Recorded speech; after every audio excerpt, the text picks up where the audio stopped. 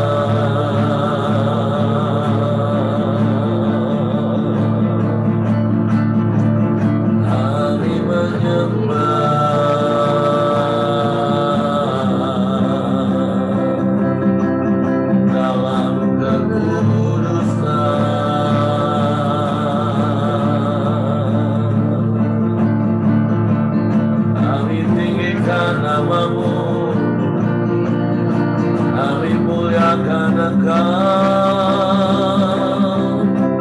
selamanya.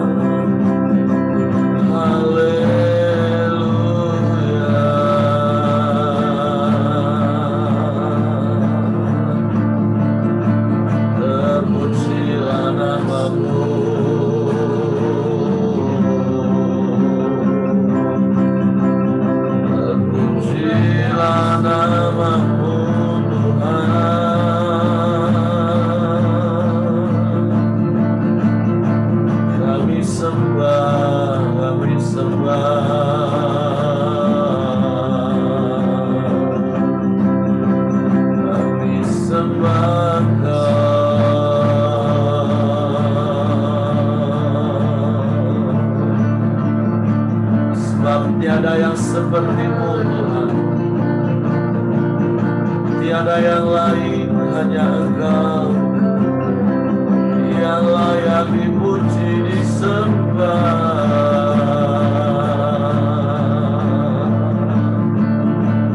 Kami muliakan,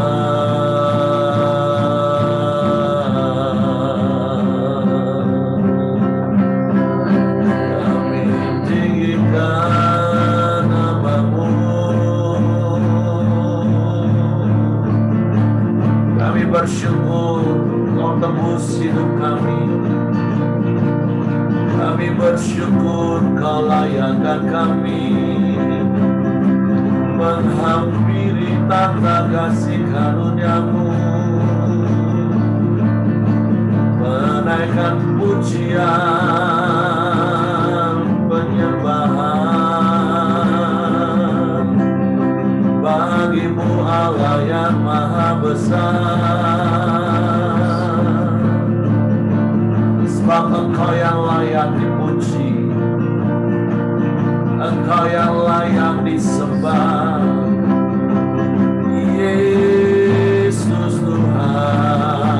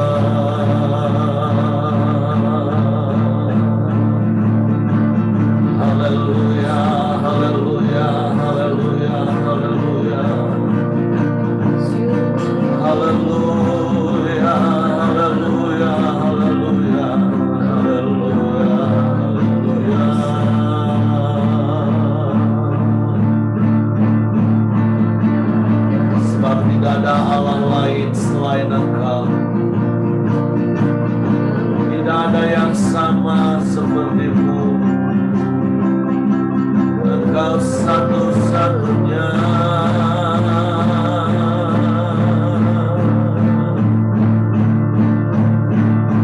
Allah yang mengasihi kami.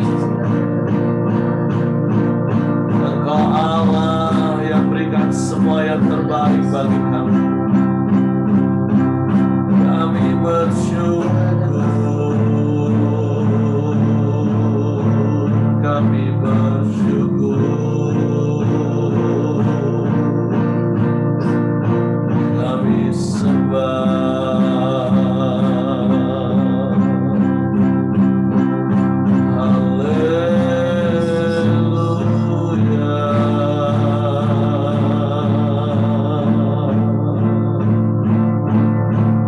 Haleluya, haleluya, haleluya,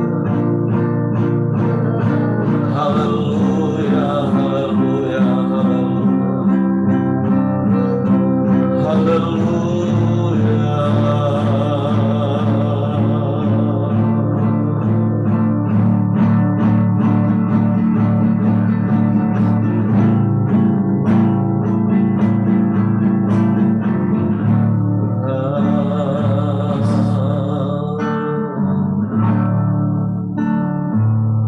terpujilah nama-Mu, terpujilah nama-Mu.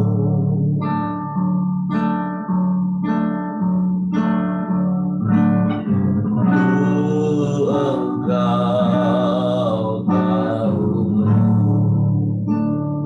pada yang tersembunyi, lebih dari kata Kau hembus air mataku, hanya padamu ku berserah. Kau Tuhan penolong di hidupku, kekuatanku hanya di dalam-Mu. Kau setia memulihkanku, hidupku memuliakan nama-Mu. Rahmat-Mu menaungi hidupku. Kau setia sampai akhir hidupku.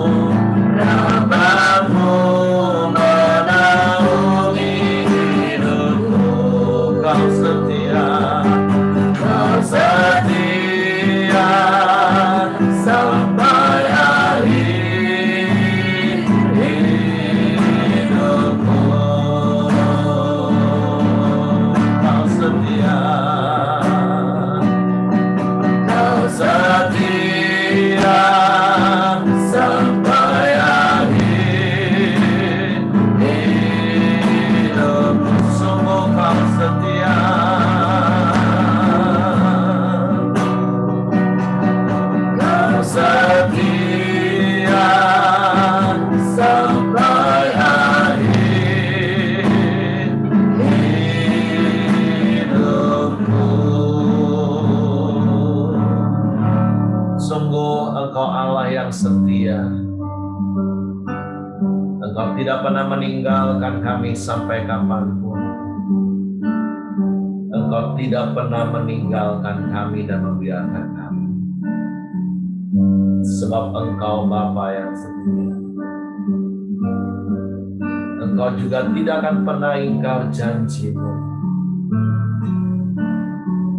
Karena Engkau Bapa yang setia. Sungguh Engkau tahu hidup kami, Tuhan. Engkau yang mengerti keadaan kami. Dan hanya daripada-Mu datangnya pertolongan kami. Bersyukur buat rahmat-Mu yang baru setiap pagi dalam hidup kami. Buat kasih setia-Mu yang selalu baru setiap pagi dalam hidup. Buat kebajikan dan kemurahan-Mu yang terus mengikuti kami seumur hidup kami. Sungguh biarlah hidup kami memuliakan nama-Mu. Karena hidup kami seturut dengan kehendak dan rencana-Mu. Sesuai dengan firman-Mu. Supaya Engkau dipermuliakan dalam hidup kami. Bapa, kami bersyukur pagi hari ini. Kami hidup karena anugerah-Mu. Terima kasih buat kesempatan satu hari lagi untuk kami memuliakan nama-Mu melalui cara hidup kami. Waktu kami mau bila cara hidup kami berpadanan dengan firman. Waktu pagi hari ini kami buka hati kami lagi untuk firman. Roh Kudus tolong kami untuk mengerti, untuk kami memahami firman. Sehingga kami percaya firman-Mu dan kami melakukan. Di dalam nama Yesus Tuhan, kami sambut firman-Mu pagi hari ini. Haleluya, haleluya, haleluya. Amin. Oke, silakan Pak Joni. Nah, shalom semuanya. Halo. Pagi hari ini kita mau sharing firman lagi di Kisah Para Rasul 22 ayat 30 dan Kisah Para Rasul 23 ayat 1 hingga 11. Jadi saya akan bacakan dulu ya. Paulus di hadapan Mahkamah Agama. Namun kepala pasukan itu ingin mengetahui dengan teliti apa yang dituduhkan orang-orang Yahudi pada Paulus. Karena itu, pada keesokan harinya, dia menyuruh mengambil Paulus dari penjara dan memerintahkan supaya imam-imam kepala dan seluruh mahkamah agama berkumpul. Lalu ia membawa Paulus dari markas dan menghadapkannya kepada mereka. Sambil menatap anggota mahkamah agama, Paulus berkata, "Hai saudara-saudaraku, sampai kepada hari ini aku tetap hidup dengan hati nurani yang murni di hadapan Allah. Tetapi Imam Besar Ananias menyuruh orang-orang yang berdiri dekat Paulus menampar mulut Paulus. Membalas itu Paulus berkata kepadanya, Allah akan menampar engkau, hai tembok yang dikapur putih-putih. Engkau duduk di sini untuk menghakimi aku menurut hukum Taurat. Namun engkau melanggar hukum Taurat oleh perintahmu untuk menampar aku. Dan orang-orang yang hadir di situ berkata, engkau mengejek imam besar Allah. Jawab Paulus, hai saudara-saudara, aku tidak tahu bahwa ia adalah imam besar. Memang ada tertulis, janganlah engkau berkata jahat tentang seorang pemimpin bangsamu. Dan karena ia tahu bahwa sebagian dari mereka itu termasuk golongan orang Saduki dan sebagian termasuk golongan orang Farisi, ia berseru dalam mahkamah agama itu, katanya, hai saudara-saudaraku, aku adalah orang Farisi, keturunan orang Farisi, aku dihadapkan ke mahkamah ini karena aku mengharap akan kebangkitan orang mati. Ketika ia berkata demikian, timbullah perpecahan antara orang-orang Farisi dan orang-orang Saduki, dan terbagi-bagilah orang banyak itu. Sebab orang-orang Saduki mengatakan bahwa tidak ada kebangkitan dan tidak ada malaikat atau roh. Tapi orang-orang Farisi mengakui kedua-duanya. Maka terjadilah keributan besar. Beberapa ahli Taurat dari golongan Farisi tampil ke depan dan membantah dengan keras. Katanya, kami sama sekali tidak menemukan sesuatu yang salah pada orang ini. Barangkali ada roh atau malaikat yang telah berbicara kepadanya. Maka terjadilah perpecahan besar sehingga kepala pasukan takut kalau mereka akan mengoyak-ngoyak Paulus. Karena itu ia memerintahkan pasukan untuk turun ke bawah dan mengambil Paulus dari tengah-tengah mereka dan membawanya ke markas. Pada malam berikutnya, Tuhan datang berdiri di sisinya dan berkata kepadanya, kuatkanlah hatimu, sebab sebagaimana engkau dengan berani telah bersaksi tentang aku di Yerusalem, demikian juga lah hendaknya engkau pergi bersaksi di Roma. Jadi dari perikop ini, saya belajar tentang Paulus ya. Kalau hari-hari sebelumnya kita telah belajar tentang Paulus, gimana dia dibawa itu diadilin kan, dihadapkan ke mahkamah agama. Ya, mereka menuduhnya dengan banyak tuduhan yang tidak benar. Jadi dari sini saya belajar ya seperti ayat 1 ini, Paulus bilang dengan hati nurani yang murni di hadapan Allah. Jadi kunci dari kita untuk bisa tenang itu, kita harus punya hati nurani yang murni di hadapan Tuhan. Karena orang yang punya hati nurani yang murni, ya dia tidak ada bersalah gitu kan. Jadi dengan seperti itu, apapun orang tuduhkan, dia akan tetap kuat gitu. Karena dia tidak punya rasa bersalah gitu. Ya seperti kadang ya pernah lah dari saya dipanggil polisi kan untuk jadi saksi. Ya karena kita misalnya di saat saya rasa saya tidak bersalah, saya pasti tenang gitu. Meskipun polisi itu sering nuduh-nuduh hal yang tidak benar gitu. Dia selalu memancing-mancing kita kan supaya jangan-jangan kita bikin mengaku hal-hal yang salah gitu kan. Nah, itulah. Jadi ya kejadian ini yang kuncinya ya kita harus punya hati nurani yang murni di hadapan Tuhan. Kalau kita tidak melakukan kesalahan, otomatis kita tidak akan terpancing dengan hal-hal yang salah gitu. Jadi dari ayat ini saya belajar ya, untuk kita hidup di dalam dunia ini ya kita perlu memiliki hati nurani yang murni. Ya, supaya kita punya hati nurani yang murni ya kita tiap hari harus belajar tentang kebenaran firman Tuhan. Nah, dengan kita belajar, kita akan tahu mana yang benar, mana yang salah.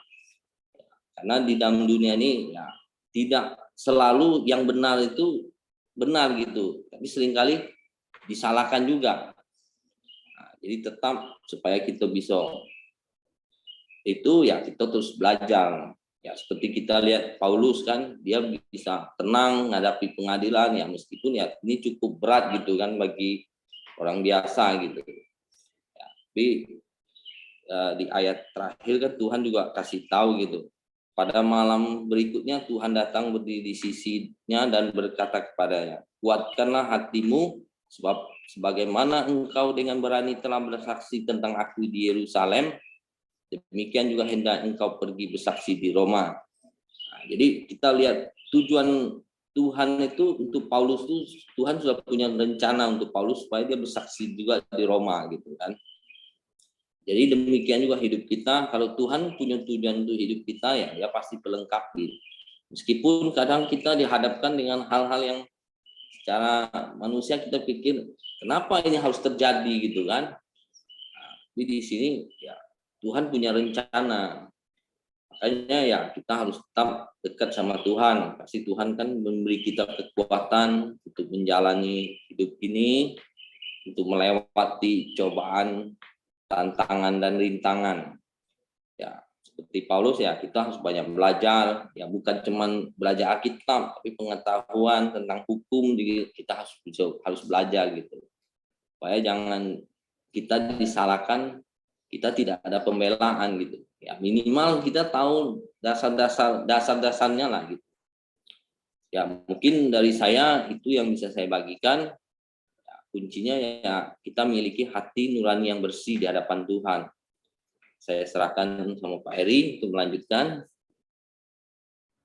Oke, terima kasih untuk Ko Joni yang sudah sampaikan sharing firman Tuhan. Jadi seperti apa yang Ko Joni sampaikan hari ini, Tuhan mengingatkan kita untuk kita terus menjaga hati kita sehingga kita memiliki hati nurani yang murni di hadapan Tuhan, bahkan juga di hadapan manusia. Nanti di pasal-pasal berikutnya kita akan melihat bagaimana Paulus berkata bahwa dia menjaga hati nuraninya tetap murni di hadapan Tuhan maupun di hadapan manusia.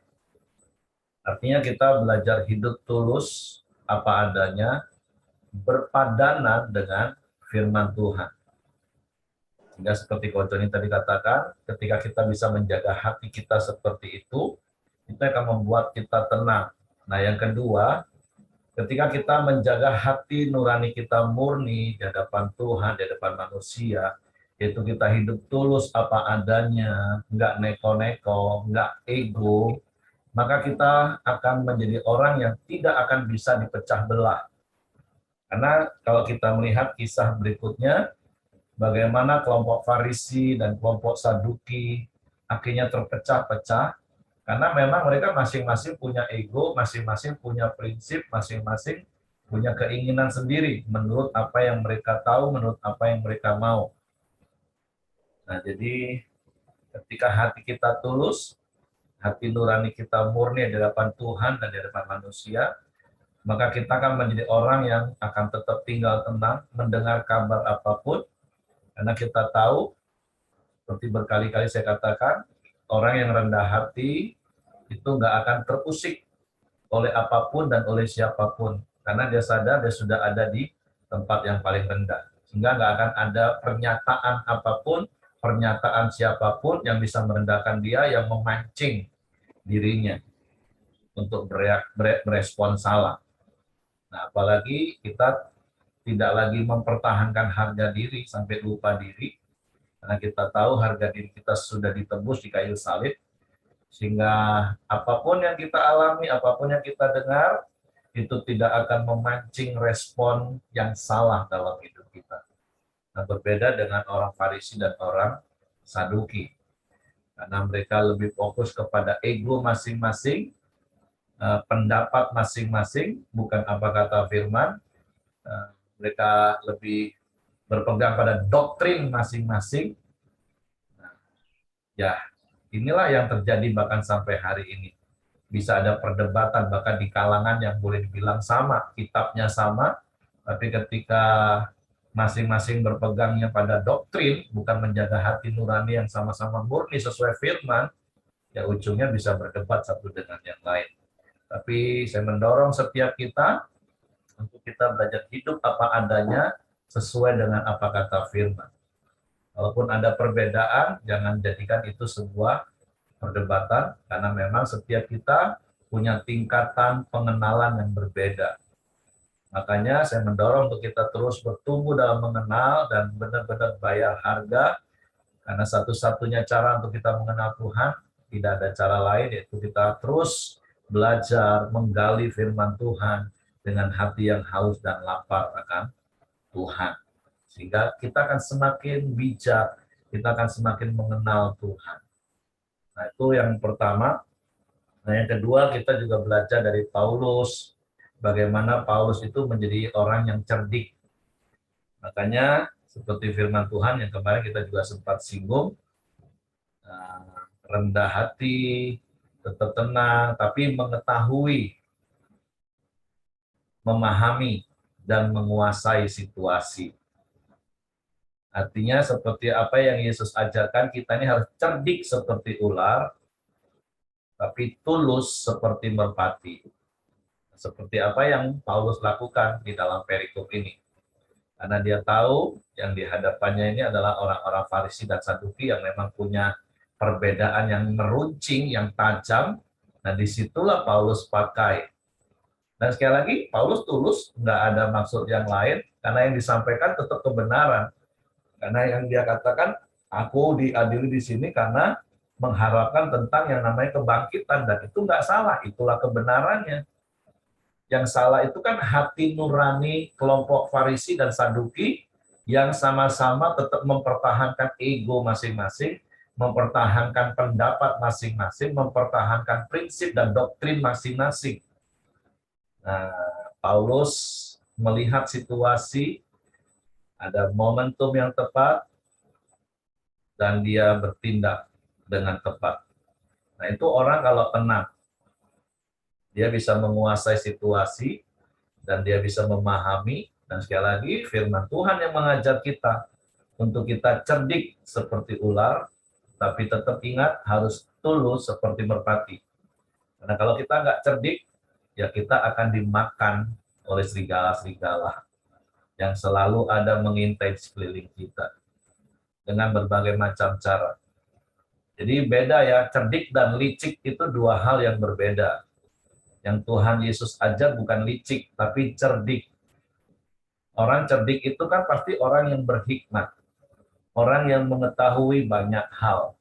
Dan untuk bisa seperti itu kan tentu satu, dekat dengan Tuhan sebagai sumber hikmat, terus suka belajar, memahami, mengamati situasi kondisi yang ada di sekelilingnya.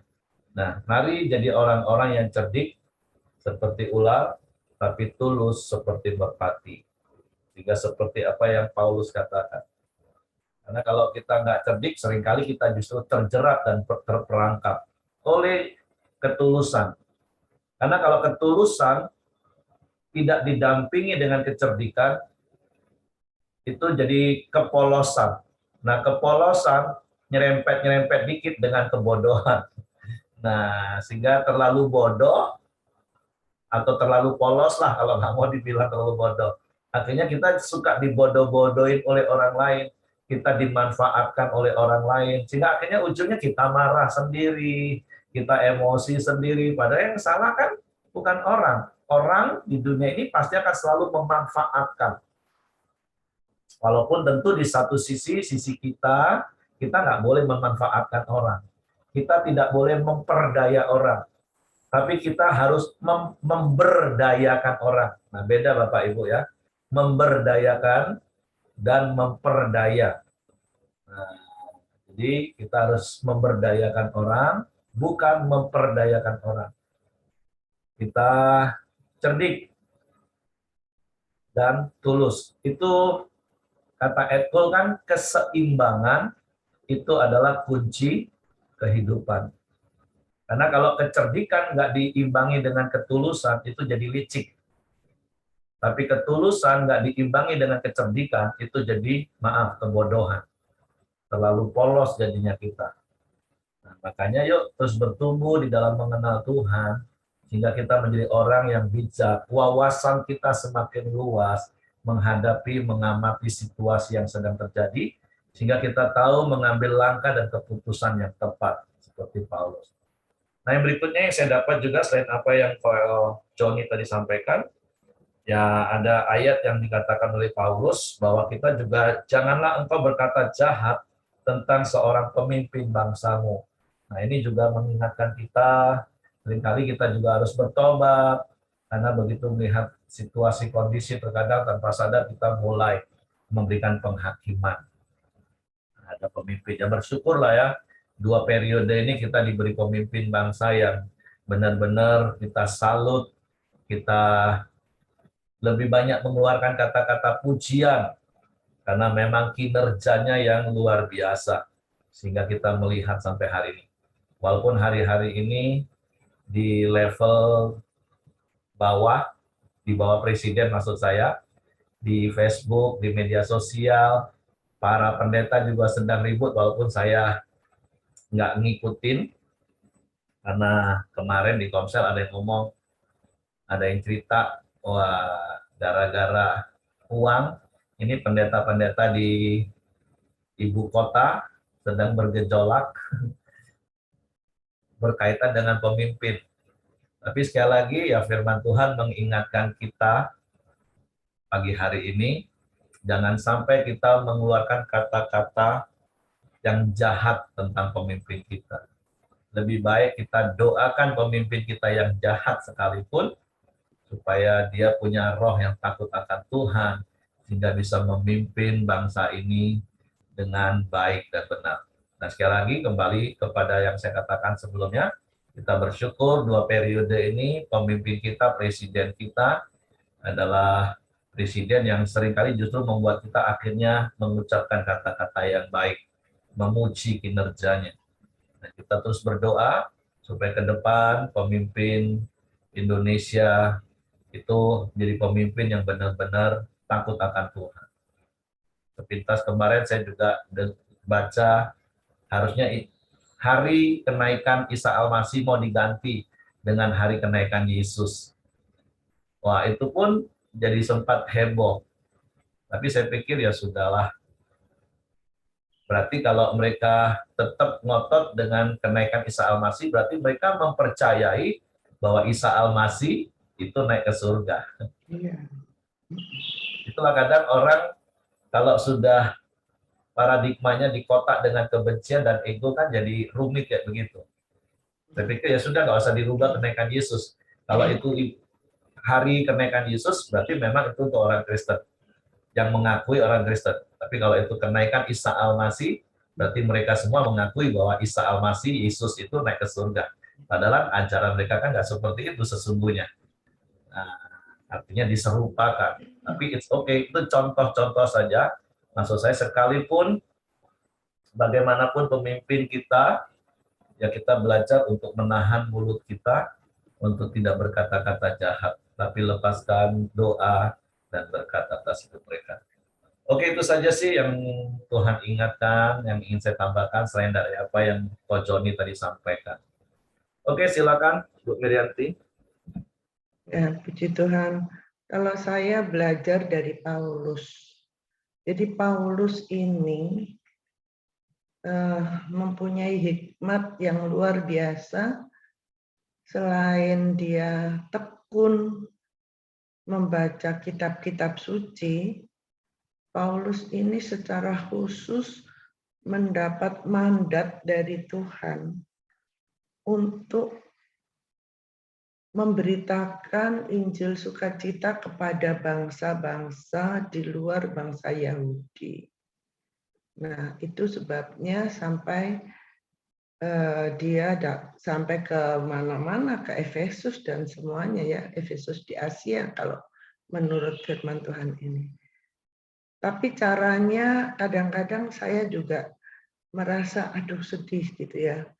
Caranya Tuhan bikin Paulus itu ditangkap, dipenjara, dipindah-pindah dari penjara satu ke penjara lain itu. Nah, tapi Bapak Ibu, Paulus itu tetap dia memegang perintah Tuhan. Kedua, menggunakan hikmat yang diberi oleh Tuhan kepadanya untuk melakukan, boleh dikatakan pembelaan, tapi sebenarnya itu adalah pemberitaan Injil di dalam perkataannya. Mulai dari dia memperkatakan untuk orang supaya percaya kebangkitan orang mati, dimulai awalnya dari bagaimana Paulus bertemu dengan Tuhan, itu semua kesaksian.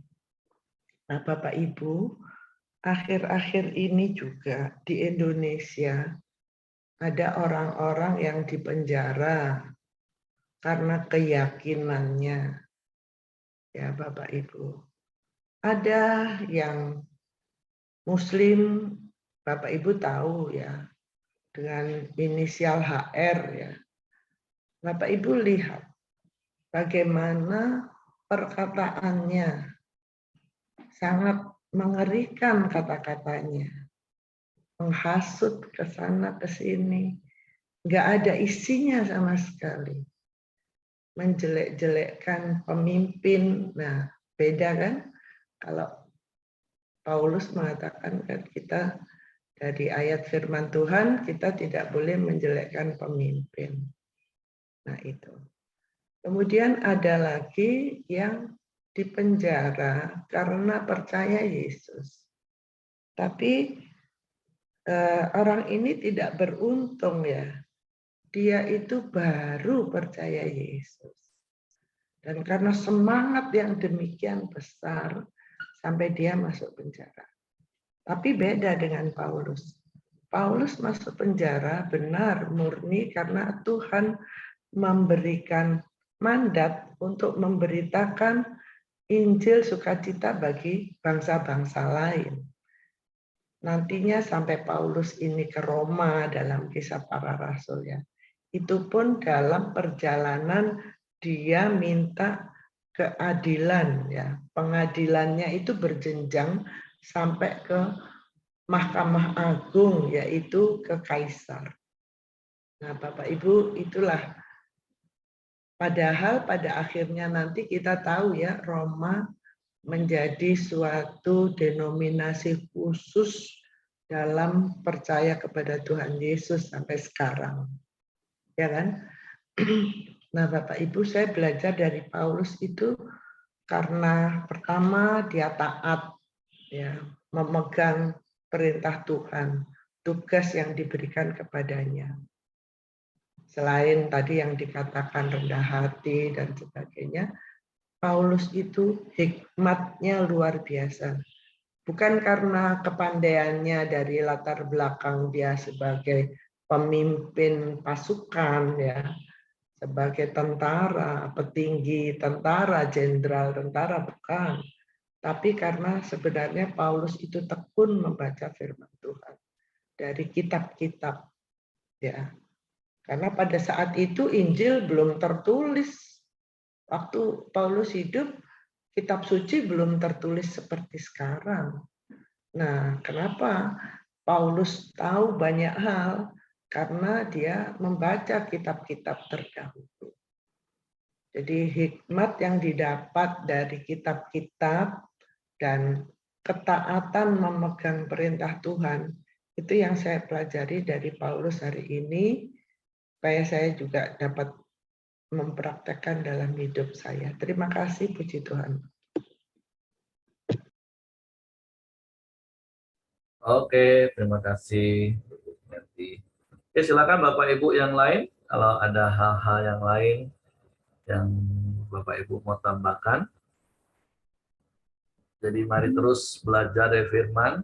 Dalam hal ini kita belajar dari Paulus yang memiliki hikmat, yang dia cerdik, tapi dia tulus, dia rendah hati, sehingga kita boleh menjadi berkat bagi banyak orang dan memuliakan Tuhan.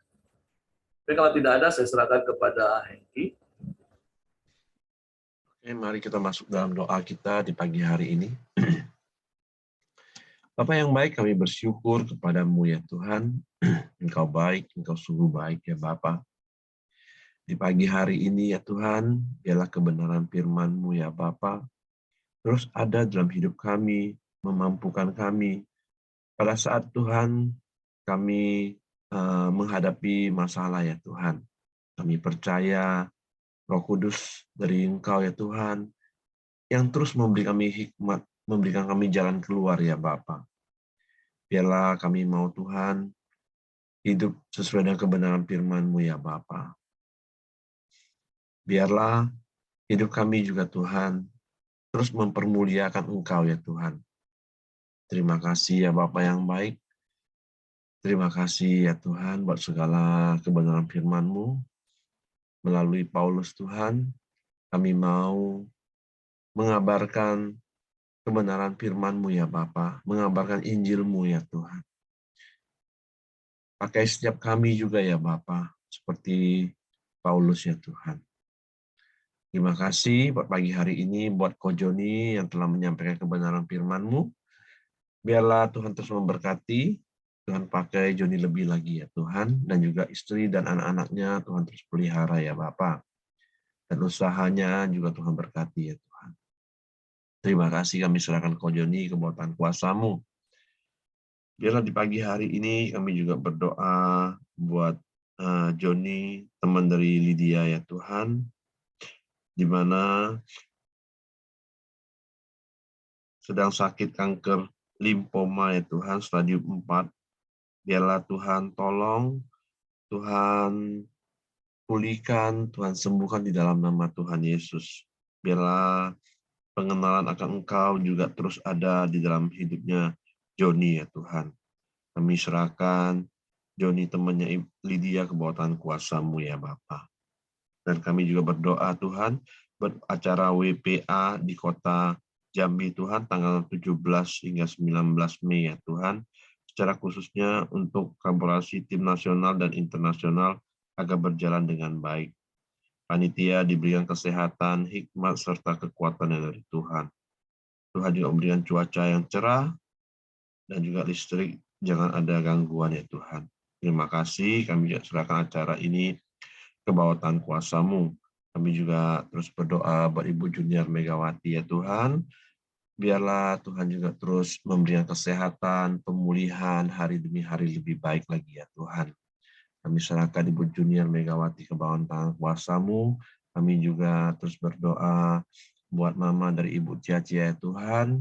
Biarlah Tuhan juga memberkati, Tuhan terus pulihkan setiap sakit yang ada di kakinya ya Tuhan. Tuhan sembuhkan di dalam nama Tuhan Yesus ya Bapa. Kami serahkan Ibu Ciacia ke bawah tangan kuasa-Mu ya Tuhan. Terima kasih ya Tuhan. Dan juga kami juga terus berdoa buat bangsa kami Indonesia ya Tuhan. Biarlah Tuhan terus memberkati bangsa kami. Tuhan terus membawa bangsa kami hari demi hari lebih baik lagi ya Bapa. Dan juga Tuhan berkati pemimpin bangsa kami pada saat ini juga yang ada di Amerika Tuhan. Tuhan juga berkati melalui pertemuan dengan negara-negara lain Tuhan. Biarlah bangsa kami juga mendapatkan hasil yang lebih baik lagi ya Tuhan. Membawa perekonomian Indonesia lebih baik lagi ya Bapa. Terima kasih, kami serahkan pemimpin kami, presiden kami yang ada di Amerika beserta rombongannya ke bawah tangan kuasa-Mu. Tuhan terus melindungi perjalanan mereka pergi hingga pulang ya Bapa. Dan juga menteri-menteri, wakil menteri Tuhan yang terus ada di bangsa ini, yang saat ini sementara memimpin bangsa ini, Tuhan juga menaruh hikmat daripada Engkau Tuhan, dengan roh takut akan Tuhan untuk membawa bangsa Indonesia ini lebih baik lagi ya Bapa. Kami juga serahkan bangsa kami, kota di mana kami tinggal ke bawah tangan kuasa-Mu ya Bapa. Terima kasih ya Tuhan. Mari kita masuk dalam doa Bapa kami. Bapa kami yang di surga, dikuduskanlah nama-Mu, datanglah kerajaan-Mu, jadilah kehendak-Mu di bumi seperti di surga. Berikanlah kami pada hari ini makanan kami yang secukupnya, dan ampuni kami akan kesalahan kami, seperti kami juga mengampuni orang yang bersalah kepada kami. Dan janganlah membawa kami ke dalam pencobaan, tetapi lepaskanlah kami daripada yang jahat. Karena Engkau yang punya kerajaan, dan kuasa, dan kemuliaan sampai selama-lamanya. Amin. Pak Heri, silakan tutup dalam doa, Pak. Bapak, kami bersyukur, berterima kasih buat hari baru yang Kau jadikan bagi kami. Biarlah kami terus hidup berpadanan dengan firman-Mu, sehingga kami menjadi pribadi-pribadi yang cerdik dan tulus, seperti apa yang Kau mau. Sehingga hidup kami memuliakan nama-Mu di dalam seluruh aspek hidup kami. Tuhan, terima kasih buat hari baru penuh berkat, penuh kemenangan, sukacita yang melimpah yang Kau jadikan bagi kami. Biarlah sepanjang hari ini dalam seluruh aktivitas kami, tangan kuasa-Mu menyertai kami, tuntunan pimpinan-Mu tepat di dalam setiap langkah kami. Sehingga apapun yang kami lakukan, kami kerjakan, Tuhan buat berhasil. Berkati rumah tangga kami, berkati bisnis usaha pekerjaan kami, berkati pelayanan kami. Biarlah hidup kami memuliakan nama-Mu. Berkati seluruh rangkaian pertemuan ibadah baik hari ini maupun sepanjang hari besok. Biarlah setiap kami juga boleh datang dengan hati yang haus dan lapar, berkumpul bersama-sama di dalam nama-Mu, beribadah, berbakti, memuji, memuliakan nama-Mu. Terima kasih Tuhan, kami lepaskan berkat dan shalom atas Israel pilihan-Mu, Yerusalem kota kudus-Mu. Terpujilah nama-Mu Bapa, tutup bungkus kami dengan kuasa darah Yesus, malaikat menjaga tempat tinggal kami, menyertai keluar masuk kami. Kiranya kasih karunia Bapa, damai sejahtera dari Yesus Kristus, serta pimpinan persekutuan Allah Roh Kudus, menyertai kita sekarang mulai hari ini sampai Maranatha, ya Yesus datang kali yang kedua. Di dalam berkat nama Tuhan Yesus Kristus. Haleluya. Amin. Oke, semangat pagi, selamat beraktivitas, selamat weekend. Liburnya panjang. Tuhan berkati. Long.